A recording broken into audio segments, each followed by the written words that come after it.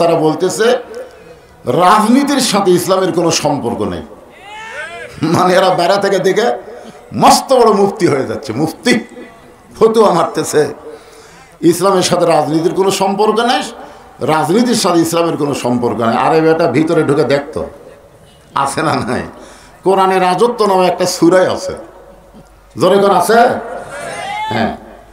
সম্রাট শাহজাহান একদিন নামাজের পরে আল্লাহর কাছে হাত তুলে কাঁদতেছে আর বলতেছে, ও বাদশার বাদশাহ, তোমার দরবারে আমি ফকির। তার মানে বাদশাকে আর শাহজাহান কি কথা কয় না? বাদশাহ মানে তোমার রাজা কই, রাজা বাদশাহ, যেরকম কথা ঠিক কি না? তাহলে বাদশার নীতি হলো রাজনীতি আর শাহজাহান ফকিরের নীতি হলো ফকরা নীতি। আপনি বলতে পারেন ইসলামের সাথে ফকরা নীতির কোনো সম্পর্ক নাই, এ কথা বলতে পারেন, কিন্তু রাজনীতির সম্পর্ক নাই। আপনি যদি বলেন সব পথের মধ্যে রাজপথ হলো বড় পথ, সব হাঁসের মধ্যে রাজহাঁস হলো বড় হাঁস, সব নীতির মধ্যে রাজনীতি হলো বড় নীতি, আর মানুষ বলে রাজনীতির সাথে ইসলামের সম্পর্ক নাই, এরা ভিতরে ঢোকেনি, এরা বেড়া থেকে ভিতরে ঢোকা লাগবে। তো মুসা নবীর সম্মান বেড়ে যায়, নূর নবীজির জুতার ধুলাই, দয়ার নবীজির জুতার ধুলাই, আল্লাহর আরশ ধন্য হয়। সাল্লাল্লাহু আলা মুহাম্মদ, সকলে জবান খুলে সাল্লাল্লাহু আলাইহি ওয়াসাল্লাম, সাল্লাল্লাহু আলা মুহাম্মদ, সাল্লাল্লাহু মশরিকে হুব্বে মুহাম্মদ, সকলে বলি সাল্লাল্লাহু আলাইহি ওয়াসাল্লাম। मतलाई दीवानी माँ, मतलाई खुर्शीद इश्कास, सीनाए सोजानी माँ, बलागल उला बिकमालिही, कशाफत दुजा बिजमालिही, हसरत जमियो के सालिही, सल्लो अलैहि व आलिही, अल्लाहुम्मा आमीन। জান্নাতের বাগান থেকে জান্নাতি মানুষদেরকে নিয়ে আমি গুনাহগার তোমার রহমতের দরজায় দোকানা হাত তুলেছি। আল্লাহ, হাসরের ময়দানে জাব্বার আর কাহার নামে রূপ নিয়া তুমি যখন বিচার শুরু করবে, তোমার সামনে দাঁড়ায়া সমস্ত নবীরা নাফসি নাফসি বলে কাঁদতে থাকবে। এমন কঠিন অবস্থা হাসরে হবে, সেদিন সমস্ত নবী তার উম্মতকে ভুলে যাবে, শুধু বলবে আল্লাহ আমার কি হবে, আমার কি হবে। একমাত্র দরদি নবী শাফাতের কান্ডারি ইয়া রব্বে হাবলে উম্মতি বলে সেজদায় পড়ে যাবে। সেই কঠিন মুসিবতের সময় আজকের এই মাহফিলকে ওসিলা করে আমাদের সবাইকে রাসূলের উম্মতের কাতারে আল্লাহ কবুল করে নিও। সুবহান রাব্বিকা রাব্বিল ইজ্জাতি আম্মা ইয়াসিফুন ওয়া সালামুন আলাল মুরসালিন আলহামদুলিল্লাহি রাব্বিল আলামিন। লা ইলাহা ইল্লাল্লাহ। আল্লাহর জিকির করতে কোনো শরম নাই, সকলে জবান খোলে লা ইলাহা ইল্লাল্লাহ, লা ইলাহা ইল্লাল্লাহ, লা ইলাহা ইল্লাল্লাহ, লা ইলাহা ইল্লাল্লাহু লা ইলাহা ইল্লাল্লাহ লা ইলাহা ইল্লাল্লাহ লা ইলাহা। সকলে পিছনে যারা আছেন জবান খুলে জিকির করেন লা ইলাহা। মরণের কালে বুঝিতে পারিবা, কবরে গেলে বুঝিতে পারিবা, এই কলেমার কত গুণ। লা ইলাহা ইল্লাল্লাহু বলরে মুমিনগণ, লা ইলাহা ইল্লাল্লাহ লা ইলাহা।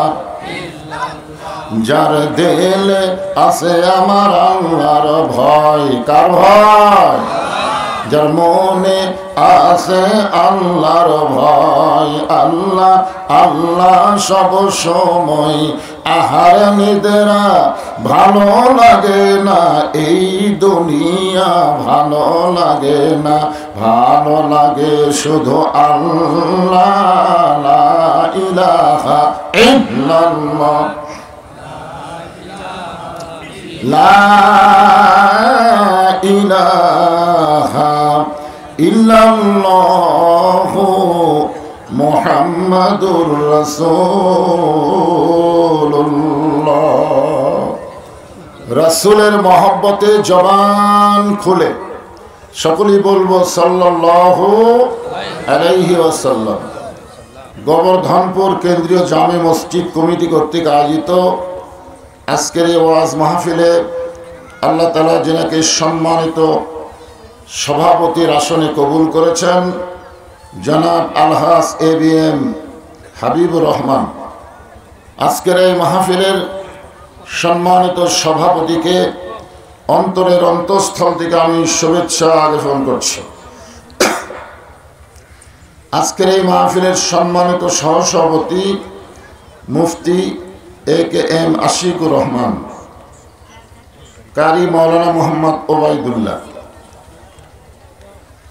সম্মানিত সভাপতি এবং সম্মানিত সহসভাপতি দ্বয়কে অন্তরের অন্তঃস্থল থেকে আমি শুভেচ্ছা জ্ঞাপন করছি। আজকের এই মাহফিলের সম্মানিত প্রধান অতিথি যদিও আসতে পারেন নাই, ওনার পক্ষ থেকে মসজিদের উন্নয়ন কল্পে নগদে 20,000 টাকা তিনি দান করেছেন, জনাব মোহাম্মদ বিলজার রহমান। আজকের মাহফিলের বরেণ্য অতিথি, সম্মানিত অতিথি, বিশেষ অতিথি, বহু অতিথি, সকলকেই অন্তরের অন্তঃস্থল থেকে আমি শুভেচ্ছা জ্ঞাপন করছি। আজকের এই মাহফিলের সম্মানিত ওলামায়ে কেরাম, এ জাতির শ্রেষ্ঠ সন্তান আলেম ওলামা। রাসূল বলেছেন আল ওলামা ওয়ারাসাতুল আম্বিয়া, আলেমগণ হচ্ছে নবীদের ওয়ারিস। আল্লাহ বলেছেন ইন্নামা ইয়াখশাল্লাহ মিন ইবাদিহিল ওলামা। আপনাদের মাঝে মাঝে যে সমস্ত আলেম ওলামা বসে আছেন, মঞ্চে আছেন, মাগরিবের নামাজের পর থেকে এত রাত পর্যন্ত কোরআন হাদিসের আলোকে অত্যন্ত গুরুত্বপূর্ণ আলোচনা করে আপনাদেরকে শোনালেন। এই বয়স থেকে তালিম দেওয়া লাগবে। তালিম মানে কি? শিক্ষা। 7 বছর বয়স থেকে তালিম দাও, শিক্ষা দাও। কোরআনের মাহফিলে কি করা লাগে এটা আপনাকে সামনে হই করে আপনারা কিছুই করেন না, তার মানে কিছু বলা লাগবে না। আপনারা তো বড় হোক, কিন্তু বুদ্ধি শুদ্ধি নাই, হইচই করতেছে সেই শুরুর থেকে। মনে হয় কোন জায়গায় গেছিল আবার আইসে সাইজ হয়ে।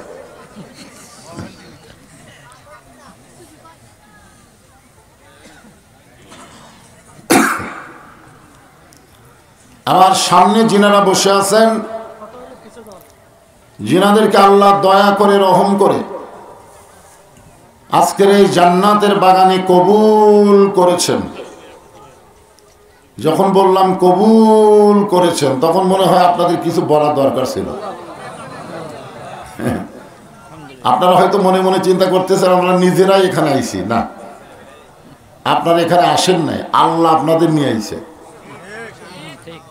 আল্লাহ কোরআনে বলেছেন মা সাবাকা মিন হাসানাতিন ফামিনাল্লাহ বান্দা বান্দির দ্বারা যখন কোনো ভালো কাজ হয়, এ কাজ বান্দা বান্দি করে না, বরং আল্লাহ করায়।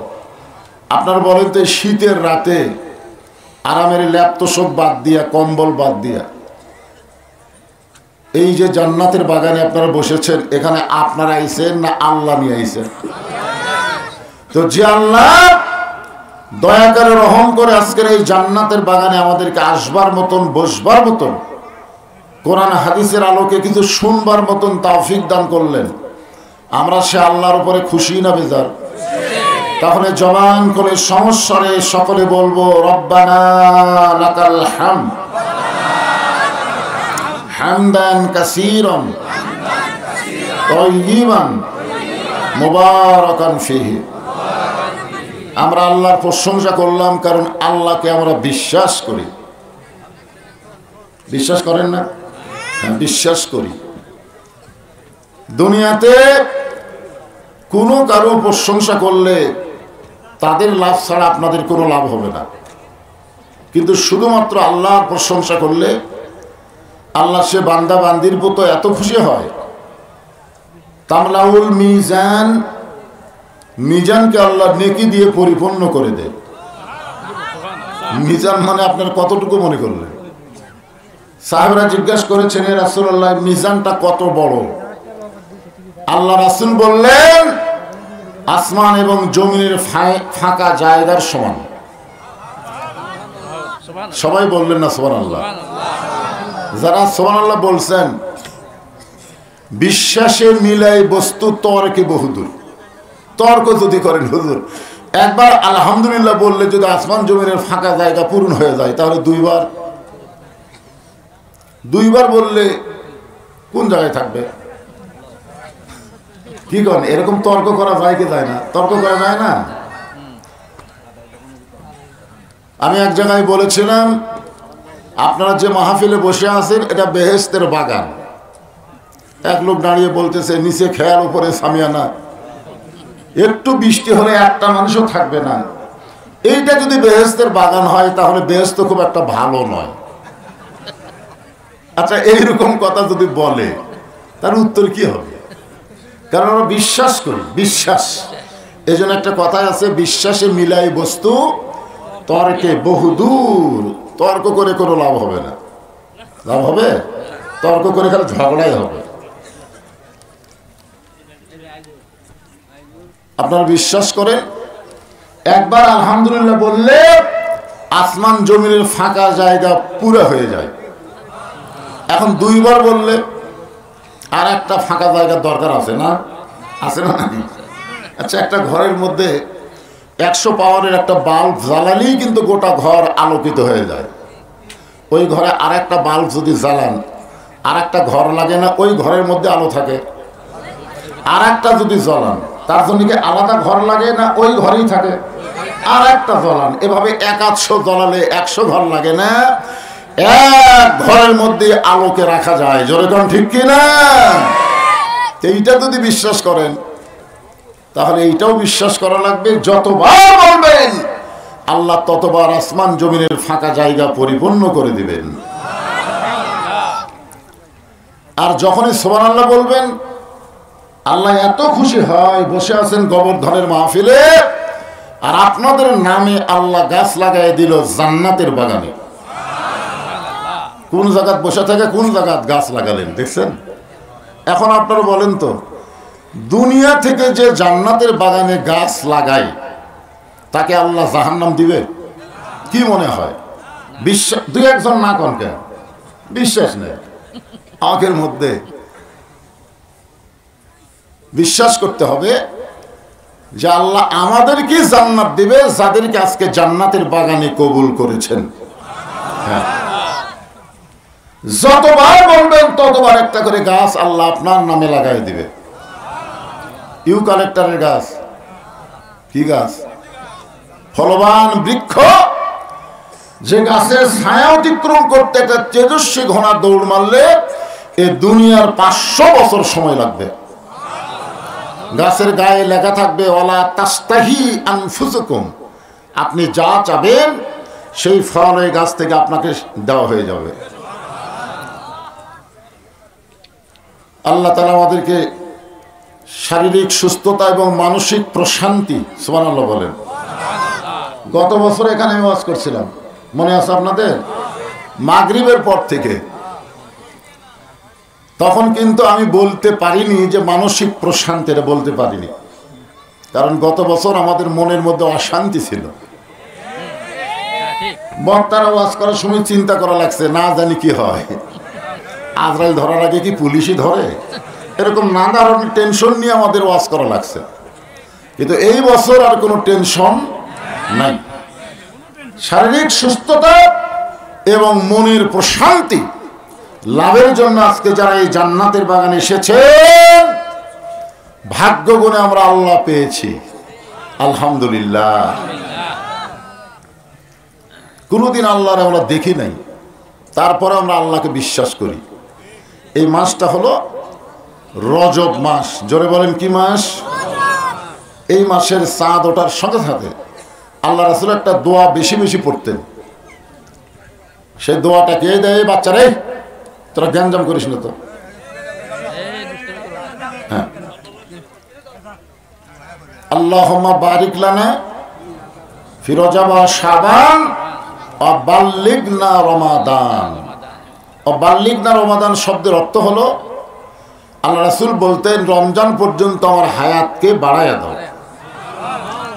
আচ্ছা, রাসূল যদি বলে রমজান পর্যন্ত হায়াত বাড়ায়া দাও, এই কথার দ্বারা রাসূল বুঝাইলেন কে কখন মরবে এটা আল্লাহর নবীও জানে না। জোরে কারণ আল্লাহর নবীও যদি জানতেন তাহলে কেন বলতেন বাল্লিগনা রমাদান? তো নবী যদি না জানে, আমাদের মধ্যে কিছু কিছু লোক জানে যে এত সালের আগে হামাকর নামাইকে, ঠিক হয় আগামীকাল পর্যন্ত আমরা থাকতে পারবো কিনা, আগামীকাল পর্যন্ত আমি বাঁচবো কিনা, এ গ্যারান্টি দেওয়ার কেউ নেই। জোরে কোন কথা ঠিক কিনা? আর এত সালে তার মানে কি?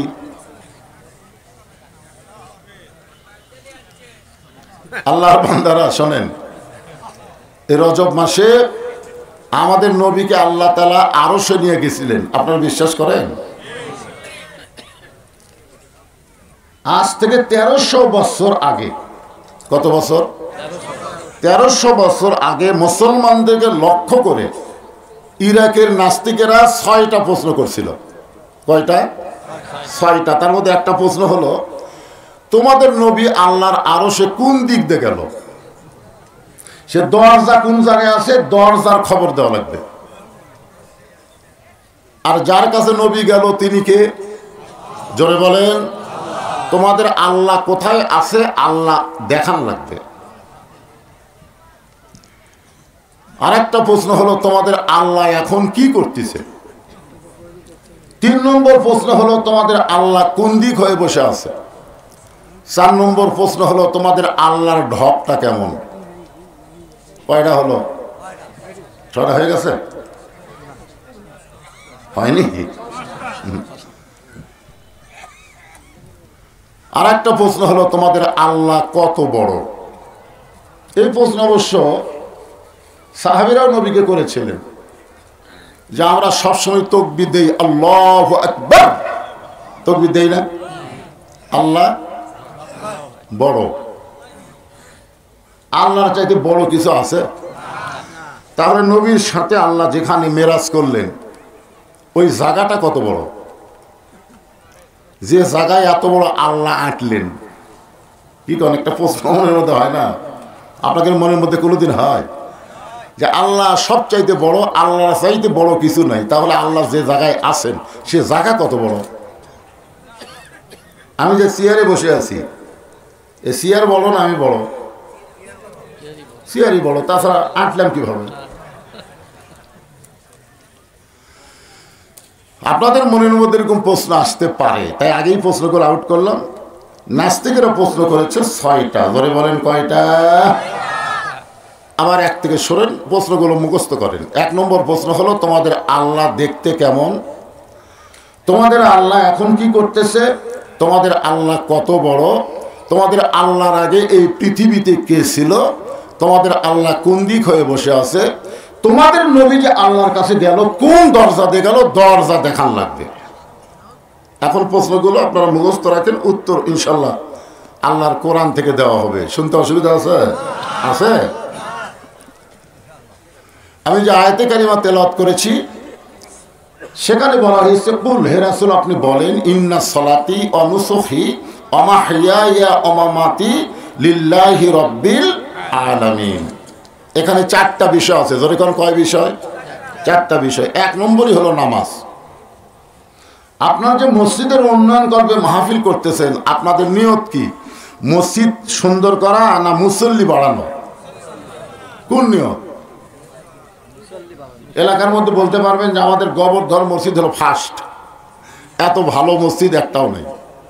এই কথা বলার জন্য কি মসজিদ করা? হ্যাঁ, কি করা? নামাজের জন্য। কোন নামাজের জন্য মসজিদ দোতলা করলেন? 5 ওয়াক্তের জন্য না জুমার জন্য? কোন নামাজের জন্য? জুম্মার নামাজের জন্য। অথচ এই রজব মাসে আল্লাহ নবীকে যে নামাজ দিয়েছেন তার মধ্যে জুমার নামাজ নাই। হ্যাঁ, মানে আমরা যে 5 ওয়াক্ত নামাজের ওয়াজ শুনবো, এই নামাজ কিন্তু আল্লাহ নবীকে দিয়েছেন আল্লাহর আরশে। জোরে কর না সুবহানাল্লাহ। কিন্তু জুমার নামাজ কিন্তু আল্লাহ নবীকে আরশে দেয়নি। আপনারা জুমার নামাজ কখন আইছে দুনিয়াতে আপনারা জানেন? আল্লাহ নবী যখন মদিনাকে কোরআনের রাষ্ট্র ঘোষণা করে নিজে রাষ্ট্রপতির আসনে বসলেন, ওই সময় আল্লাহ তাআলা নবীকে জুমার নামাজ দিয়েছেন। মানে নামাজ কায়েম না হয়ে জুমার নামাজ আসেনি। আগে নামাজ কায়েমের কথা। কারণ যেখানে কোরআনে নামাজের কথা আছে, কোনো জায়গায় আল্লাহ বলেনি যে তোমরা নামাজ পড়ো। প্রত্যেকটা জায়গায় আল্লাহ বলেছেন, শুরুতে আপনারা দেখেন, শুরুতে কোরআনের শুরুতে আল্লাহ বলতেছেন, আল্লাযীনা ইউমিনুনা বিল গায়বি ওয়া ইউকিমুনাস সালাত। কি বলতেছে? নামাজ কি করো? পড়ো। ওয়া ইউকিমুনাস সালাত মানে কি? নামাজ পড়ো, নামাজ কায়েম করো। এরপর আরো 81 জায়গায়, সর্বসাকুল্যে 82 জায়গায়, প্রত্যেকটা জায়গায় আল্লাহ নামাজ কায়েমের কথা বলেছেন। এক জায়গায় আল্লাহ বলেনি ইকরাউস সালাত, নামাজ পড়ো, এ কথা আল্লাহ বলেনি। তাহলে নামাজ কায়েম করা মানে আপনারা কি বুঝতেছেন? কায়েম করা মানে কি? এই যে আমার আগে কাতুলি ভাই ওয়াজ করে গেল, ইন্নাস সালাতা তানহানিল ফাহশাই ওয়াল মুনকার। একমাত্র নামাজই পারে মানুষকে যাবতীয় বেহুদা খারাপি কাজ থেকে হেফাজত করতে। জোরে করেন সুবহানাল্লাহ। আমাদের প্রত্যেকটা যুবক ছেলের হাতে একটা করে মোবাইল আছে না নাই? আচ্ছা, এই মোবাইল পায় এরা কি ভালো আছে না খারাপ হচ্ছে? ভালো হচ্ছে। দেখছেন এই ছোট একটা বাচ্চাকে খারাপ হচ্ছে। কারণ আমার বাড়িতেই তো আমি দেখতেছি আমার নাতি নাতিরা মোবাইল ছাড়া ভাত খায় না। যখন ভাত দেয় খালি কান্দে, ভাত দেখাই ভয় করে, পরে মোবাইল চালু করে দিকে গপ গপ করে খায়।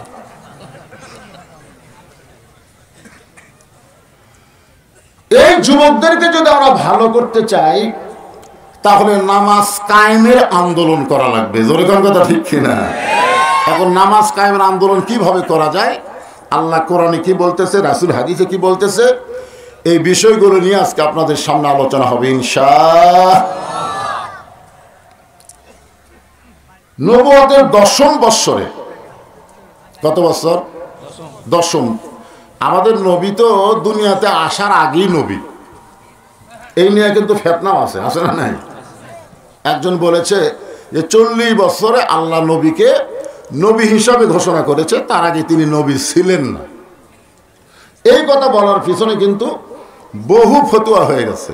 আমি নতুন করে আর ফিতনা বাজাতে চাচ্ছি না, কারণ ফিতনা মারাত্মক। আমাদের সমাজের মধ্যে ফিতনা ছড়ায় দেওয়ার কিছু শয়তান আছে। জোরে করে আছে না নাই? হ্যাঁ, আল ফিতনা তো আসাদ্দু মিনাল কতল। ফিতনা হচ্ছে কতলের চাইতে মারাত্মক পাপ। আল ফিতনা তো আসাদ্দু মিনাল জিনা। আর এক জায়গায় জিনার কথা বলা হয়েছে। তো এখানে কোনো ফিতনা না। আমরা সবাই বিশ্বাস করব কারা কারা নবী হবে দুনিয়া তৈরির আগে আল্লাহ কিন্তু জানে। জোরে কোন কথা ঠিক কিনা? তাহলে আমাদের নবী যে নবী হবেন এটা আল্লাহ জানি কি জানে না? কিন্তু দুনিয়াবাসীর কাছে প্রকাশ করেছে 40 বছর পরে। এই নবুয়তের 10ম বৎসর অর্থাৎ 10 বছর নবী হয়ে গেছেন। তারপরে আল্লাহ তাআলা নবীকে আরশে নিয়ে গেলেন। নবুয়তের 10ম বৎসর। কত বছর? 10ম। আল্লাহ নবী 5 ওয়াক্ত নামাজ নিয়ে দুনিয়াতে চলে আসলেন। 5 ওয়াক্ত নামাজ নিয়ে কোথায় আসলেন? দুনিয়াতে আসলেন। এক সময় আল্লাহ তাআলা আমাদের নবীকে জান্নাত দেখার তৌফিক দিয়েছিলেন। সুবহানাল্লাহ বলেন। নবী যখন জান্নাত দেখলেন, আপনার বলেন তো ভিতরে থেকে দেখলেন না বাইরে থেকে দেখলেন? বাইরে থেকে না, আসলে বাহির থেকে দেখার ভিতর থেকে দেখা দুটোকে এক। আজকে আমাদের বাংলাদেশের অনেক মুসলমান ইসলামকে বাহির থেকে দেখতেছে। আল্লাহ আমাদের নবীকে জান্নাতের ভিতরে ঢোকার তৌফিক দিলেন। নবী যখন জান্নাত দেখতেছেন, নবীর চোখ দিয়ে দর দর করে পানি পড়তেছে আর মুখটা মুচকি মুচকি হাসতেছে। জোরে কোন সুবহানাল্লাহ। নবীর সঙ্গে একজন ফেরেশতা ছিল, নাম হলো জিবরাইল। জোরে বলেন নাম কি? ফেরেশতা জিবরাইল বলেন, হে রাসূলুল্লাহ, আপনি যদি জান্নাত থেকে বের না হন, আল্লাহ আপনাকে জান্নাত থেকে বের করে দিবে না। কারণ জান্নাতের শর্ত হলো সালামুন আলাইকুম তিবতুম ফাদখুলুহা খালিদিন। কেউ যদি একবার জান্নাতে প্রবেশ করে, আল্লাহ বলেছেন খালিদিন, চিরস্থায়ীভাবে সে জান্নাতে থাকবে। আপনি যদি বের না হন, আল্লাহ আপনাকে জান্নাত থেকে বার করে দিবে না। সঙ্গে সঙ্গে নবী এত গরম হলেন,